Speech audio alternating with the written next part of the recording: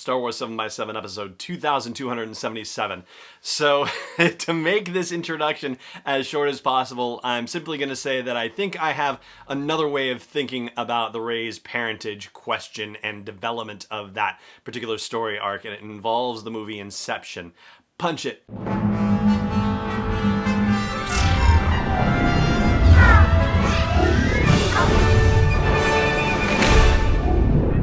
Hey Rebel Rouser, I'm Alan Voivod and this is Star Wars 7x7, your daily dose of Star Wars joy, and thank you so much for joining me for it. So I recorded versions of that introduction like over and over again because there's so much that I wanted to share with you to try and set up the way I was thinking about this, but thankfully I think I finally maneuvered myself out of that. And so we're going to get into that stuff now. This starts, of course, with the Daisy Ridley interview with Josh Gad on Jimmy Kimmel Live that we talked about a couple of weeks ago, where she said during the development of The Force Awakens, they said, you know, maybe she is a Kenobi, but then in The Last Jedi, they locked it in as, no, she's nobody, but then in Rise of Skywalker, they said, no, she's somebody, she's going to be a Kenobi. Oh, no, she's going to be Palpatine. Oh, no, she's going to be Kenobi. Oh, you know, we're still messing with that, like all that stuff. And on the one hand, you could make the case for, gee whiz, you're doing this sequel trilogy and you had the treatments from George Lucas about this, so you could have had this decided from the start regardless of who was going to be making these movies, right? So that's one way of looking at it. Another way of looking at it is, well, gee, George Lucas did the original trilogy and there were things that showed up in Empire and Jedi that seemed like, oh my gosh, like this has been planned all along and brilliant, but then when you get into the behind the scenes stuff, you realize that, oh, you know, there were some things that just weren't planned at all when he did the original Star Wars, and he was able to make decisions and look at Star Wars and say, oh, you know, from a certain point of view, this works, and great. So yeah, you could get into the weeds with all of this, but it just so happens that I went and saw Tenet, which is the new movie from Christopher Nolan, at a drive-in last weekend, and enjoyed it as far as I, was able to hear it and understand it. I'm looking forward to a home viewing to really dig into it, but as a result of that, it got me thinking about Inception, which is one of my favorite movies. And the notion of Inception, if you are not familiar with it, there is a whole thing about how Leonardo DiCaprio and a bunch of people that he works with do corporate espionage with extraction, taking information out of people's minds, but he gets hired for a job that is much more difficult, which is referred to as Inception, which is inserting an idea into somebody's mind. And they talk about how if you're going to do something like that, the idea has to be very simple, very straightforward. It has to be so clean and easy that the person's brain doesn't question its arrival or where it comes from. It has to feel like it was generated inside the person. And in this particular case, it happens to be Cillian Murphy. And yeah, so not to spoil the movie, it's tremendous. If you haven't seen it, I highly recommend it. Anyway, so with that, I got to thinking about The Rise of Skywalker and about the decision to make Rey a Palpatine and whether that was the right decision. Right decision, yeah, maybe that's the wrong word for it. But I got to thinking about it in terms of what would the idea be? What is the simplest idea to communicate by deciding who Rey's parents were? And so to simplify things, I think looking at it from the perspective of, are her parents good, as in, if she's a Kenobi, if she's a Solo, like you can lump that all together, versus is she a nobody, versus is she related to evil? So it could be Palpatine, it could be somebody else, it could be Plagueis for all we know, right? But same bucket, either good, nobody, or evil. And because you are telling this as a major part of the story of the sequel trilogy, then you would think something like that decision would have a controlling idea underneath it. So, for example, the choice of making Rey a nobody, not related to anybody in the Skywalker saga, is one that I think is a really powerful one because it speaks to the idea of the democratization of the Force, which is something that reinforces what we saw in the prequels, where we saw so many different Jedi from so many different worlds and species and all that stuff. I mean, it does echo that in a very strong way, that anybody can have this power. That's the simplest form of the idea, right? That anybody can have this power. So then you turn to the dark side situation, and it's easy to discuss because that's actually what happened in the movie, but the Palpatine thing.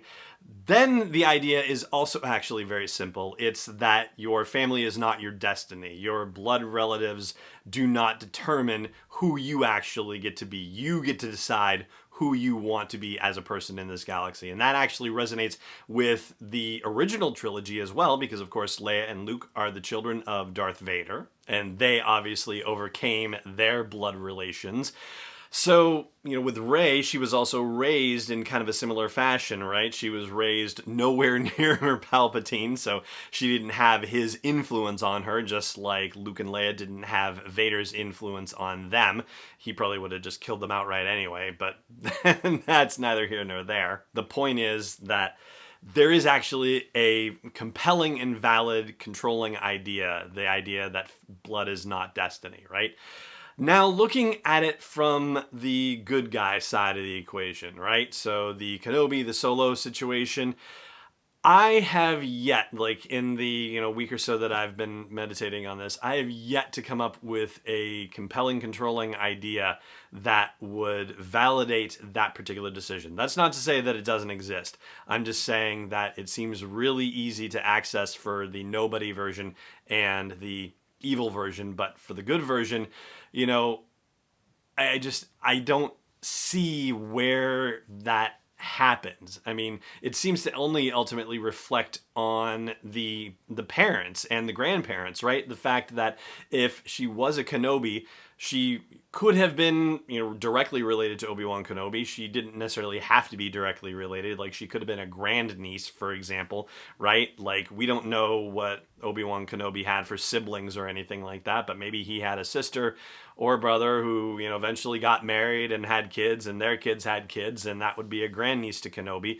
And he would never have known because he was, removed from his family and became part of the Jedi Order. So isn't that sad that you don't get to connect with your family? And there's no opportunity for resolution for Obi-Wan Kenobi to have as a result of that decision. Same thing kind of goes with the Solo situation, because even if she was somehow related to Ben, well, then that gets a little weird when they've done all the little romantic stuff. And yes, it's been weird before with romantic stuff with Luke and Leia, but they kind of know better than to set that situation up now, I think. And so they wouldn't go down that road. And even if they manage to make them, relationally distant enough, then you get into the notion of, well, why didn't we hear about, this relationship? Did Han and Kira have a kid, somewhere kicking around? Is that what this is? And then isn't that sad that, there was no contact, there was no knowledge, there, was just tragedy about it. Like, there's no controlling idea that allows you to consider Rey's journey in the picture of the larger galaxy with her as the main character. And that's the really most important point of all, which I will get to in just a second.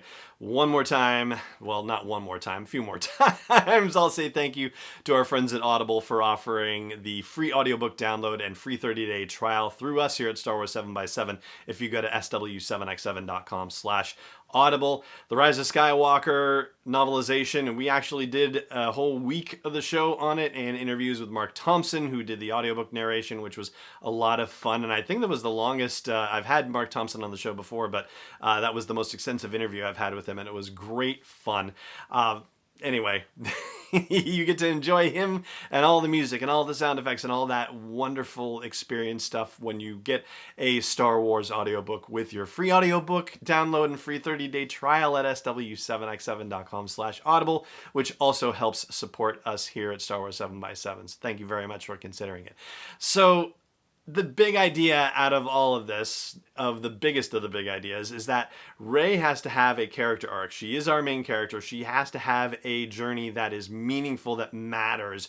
And the decision to make her either, the hereditary line of goodness or the hereditary line of badness or the hereditary line of nothing, it matters because it defines her character arc. And so the whole notion of blood not being destiny, like, that helps define her character arc, right? being a nobody, that also helps define her character arc. But being descended from good Jedi doesn't allow her to do anything in a character arc, right? In fact, it just seems to reflect only on either prequel characters or original trilogy characters and on their experiences, and it doesn't really leave Rey anywhere to go other than to just, become a full owner of her powers. Not that that's not a, bad thing to be able to do, but it doesn't really lift things up to the level of a kind of mythological discussion that we could have with Star Wars movies. But at least being a nobody, or at least being a descendant of evil, actually offers those opportunities. I personally resonate more with the nobody situation, but I'd love to hear what resonates with you. So chime in anywhere you have comments for the episode made available to you where you see this, or at sw7x7.com, home base for the show, and the show notes for this episode. And that is going to do it for my Inception model look at how we decide whether the decision of Rey's heritage was, good, not good, makes sense, doesn't make sense, all that stuff. And I would love to hear what you think. Thank you so much for joining me for the show, as always, and may the Force be with you wherever in the world you may be. Star Wars 7x7 is not endorsed or sponsored yet by Lucasfilm Limited, Disney, or 20th Century Fox, and is intended for entertainment and information purposes only. Star Wars, the Star Wars logo, all names and pictures of Star Wars characters, vehicles, and any other Star Wars-related items are registered trademarks and/or copyrights of Lucasfilm Limited or their respective trademark and copyright holders. May the Force be with them. All original content is copyright 2020 by Star Wars 7x7. We hope you love it.